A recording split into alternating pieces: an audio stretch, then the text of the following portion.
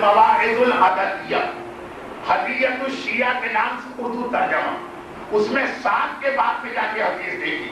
میں صرف ایک چیز پڑھوں گا، حدیث میں 7 چیزیں، اور یہ حدیث اس امام معصوم کی جو آج شہید ہونے والے امام کا باپ بھی ہے اور اس کی اپنی شہادت بھی پچھلے بدھ کو گزری ہے، یعنی 5 دن پہلے. ہمارا 8واں امام امام علی ابن موسیٰ رضا ارشاد فرماتا کہ 7 آدمی ایسے ہیں جو اگر 7 کام نہ کریں تو وہ اللہ کا مذاق اڑا رہے ہیں. مومن کے بارے میں یہ کہہ دوں کہ وہ اللہ کا مذاق اڑا رہا، نعوذ باللہ، کتنی بڑی جسارت. لیکن اگر مومنوں کا مولا اور سرکار کہہ دے کہ یاد رکھو اگر تم 7 کام کر رہے اور اس کے ساتھ ساتھ دوسری 7 ذمہ داریاں ادا نہیں کر رہے تو تم اللہ کا مذاق اڑا رہے، اور جو اللہ کا مذاق اڑاتا ہے وہ اصل میں اپنا ہی مذاق اڑا رہا. ان 7 چیزوں میں سے فقط ایک امام نے کہا جو موت کو یاد کرتا ہے لیکن اس کے ساتھ تیاری نہیں کرتا موت کی، یہ موت کو نہیں یاد کر رہا، یہ اللہ کا مذاق اڑا رہا. موت کو یاد تو کر رہے، یہ مرنا ہے، برحق ہے، ہر ایک کو اس دنیا سے جانا ہے، لیکن امام فرما رہے ہیں اگر اس کے ساتھ تیاری نہیں ہے تو یہ موت کا یاد کرنا نہیں ہے، یہ گویا اللہ سے مذاق کرنا. تو کیا ارشاد فرمایا امام نے؟ جس کی زبان پر ذکر موت آتا اس کی ذمہ داری بن جاتی ہے موت کی تیاری کر. اور اسی شیخ عباس نے اسی کتاب مرنے کے بعد کیا ہوگا اس کے بالکل شروع مولا کا خطبہ نقل کیا، وہ میں پڑھ نہیں سکتا.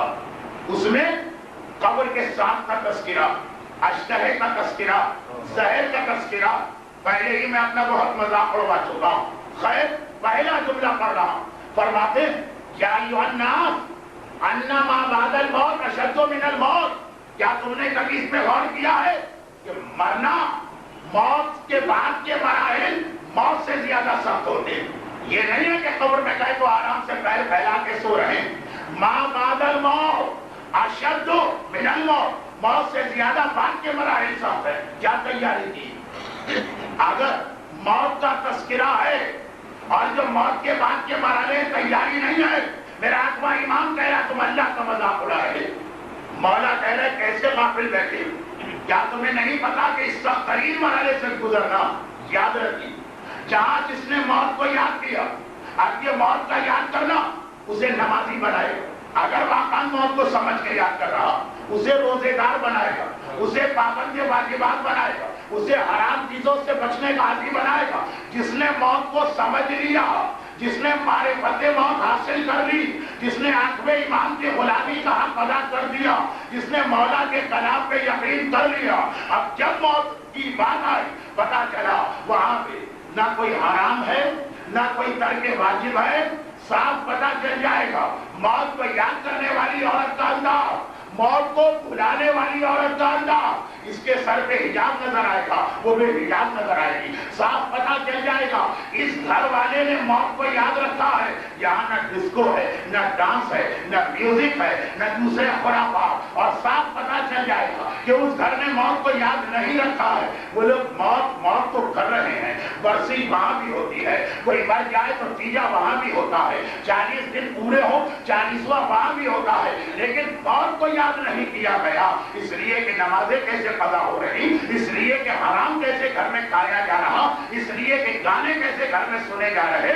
8واں امام فرماتا ہے کہ اگر موت کا تذکرہ کیا اور تیاری نہ کی تو گویا تم موت کا مذاق اڑا رہے. اور یہی وہ مشکل منزل ہے جو خالی موت کے حوالے سے نہیں آئی. 2 چیزیں ایسی ہیں جن کے حوالے سے یہ چیز مشکل بنی. نمبر 1 موت، یعنی ہم موت کا نام لیتے ہیں تیاری نہیں کرتے. نتیجہ کیا ہوتا؟ جب موت آتی ہے تو ساری زحمت میں پڑ جاتے. جس کی طرف میں اشارہ بھی تو کبھی قبر والا باقو کہلاؤ، کبھی دراوائے جہنم کہلاؤ. اور دوسری چیز بھی اس کے